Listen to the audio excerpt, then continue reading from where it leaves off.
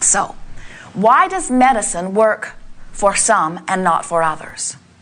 Because they have a desire for wellness and a belief in the physician or in the substance, and the belief in that substance is their path of least resistance. They don't believe in their own body resources, maybe necessarily, but they do believe in this little pill. And we say, nothing wrong with that. They have found for them the path of least resistance. Why does a surgery work for one and not for another? Because for one, there is no resistance. For the other, there is resistance. So could anyone say to you, the pill is right or the pill is wrong, or the surgery is right or the surgery is wrong? Or would you reply to them, it may be the path of least resistance for me? You cannot really know that. Only I can know the appropriateness of how this feels. And if it feels soft and easy, if it feels joyful to me, then there is no resistance within me, and this thought that I have chosen, that I have wisely chosen by paying attention to the way I feel, is serving me extremely well. So the books that are written that say, this is the diet, or this is the path, or this is the religion, or this is the politics, or this is the way of life, those books that are written that imply that all other ways are wrong, have found their path of least resistance, and it's hard for them to believe that their path of least resistance is not yours.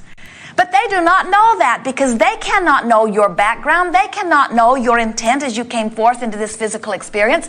They cannot know the way life has touched you. They cannot know the way you feel. They do not know your path of least resistance. Only you do. You were born with a guidance system to let you know how to be in this place of allowing. Not just eventually how to be there, not just sometimes how to be there, but in every single moment of your conscious awake awareness to know whether you are right now allowing the fullness of the source energy that is flowing to you and through you or not. What a miraculous, glorious guidance that you have within you. What's it telling you? It's telling you about your relationship with your source. You are extensions of source energy.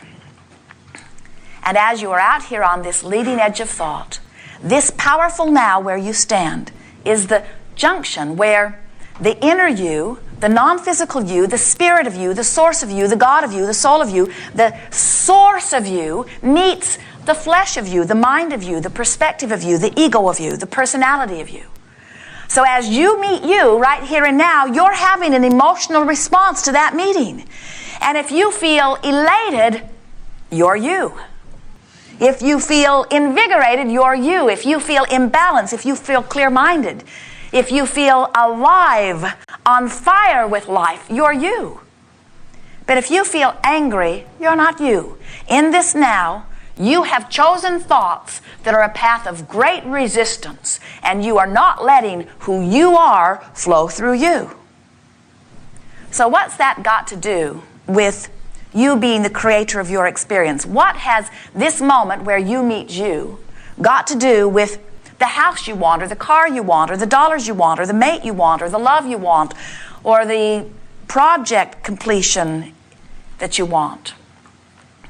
When you are using this moment, this powerful moment, this moment where all of your power is, to deliberately choose a path of least resistance, choosing it by reaching for thought that feels good, now you are allowing all that you consider to be good that you have set forth before you came into this physical body, and that you have set forth in every moment since you've been in this physical body. In other words, in every moment that you are experiencing this contrast, you are emanating personal preferences. What a setup this is. Every consciousness, even if it is the cellular consciousness within your body, the one-celled amoeba in the ocean, every consciousness asks, and every consciousness is answered, which means no one can deprive you of what you're asking for. There is no limitation to the source that supplies. There is only the personal disallowing of what the personal has requested. Isn't that good to know? If I want it, I'm heard, and I'm being answered. And if I'm not living it, it's only because I haven't let it in, because I haven't yet found my path of least resistance relative to that. Chances are what happened is, in the process of deciphering the contrast and giving birth to my preference or to my desire, I developed patterns of resistance in that very asking process. I got so used to asking my mother for what I wanted, and I believed I had to really make a good case. So I explained to her all of the reasons that I really, really needed it, and I amplified my suffering to extremes so that she would give up the goods. Never realizing that while she was eking them out to me because she just got tired of listening to me, I was, for the most part, developing patterns of resistance that were not going to serve me with anyone except my mother, and not even with her very well. So, we think you're hearing us really clearly. We're speaking to you very clearly. That step 1 is step 1 and step 3 is step 3, and you can't help doing step 1 because contrast helps you to prefer. But if you will put most of your emphasis upon step 3, which is finding for me right now the path of least resistance. So how does that play out? So I'm remembering a friend who makes me nuts. And I feel frustration even thinking about that friend. The path of least resistance is find some positive aspects about that friend. Well, I can't right now. I've got the other 2 revved up. Then change the subject. That's the path of least resistance. But this friend is in my life. I can't keep changing the subject. This friend lives in my house, or I see this friend every day. This friend is at work. This friend is a big part of my life experience. I cannot keep changing the subject. Then you must work harder at finding the path of least resistance. Work a little harder on finding positive aspects. In other words, if it keeps coming up and changing the subjects is not an option, then you've got to do something else about it. You have to find the path of least resistance. Well, the path of least resistance for me, Abraham, would be getting rid of that friend. Or moving myself to a place where that friend is not. And we say, that may very well be the path of least resistance. But there is a very high probability that when you get over there, you're going to forget about continuing to take the path of least resistance, and you're going to then want to explain why you took the path of least resistance. So you'll begin justifying why you went that way by talking about how bad that was, which means you just brought your resistance right along with you.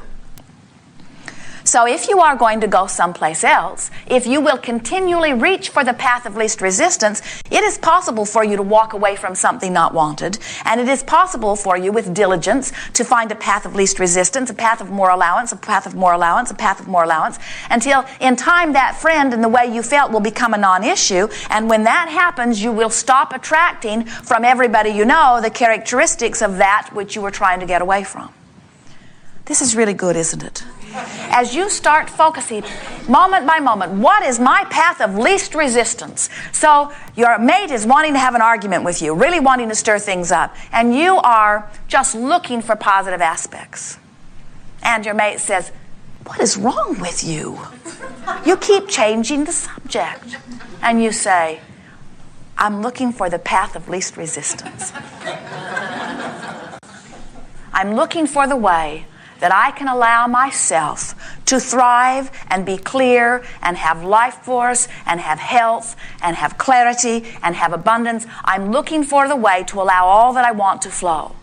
And your arguing mate might say, well, choose another time for that.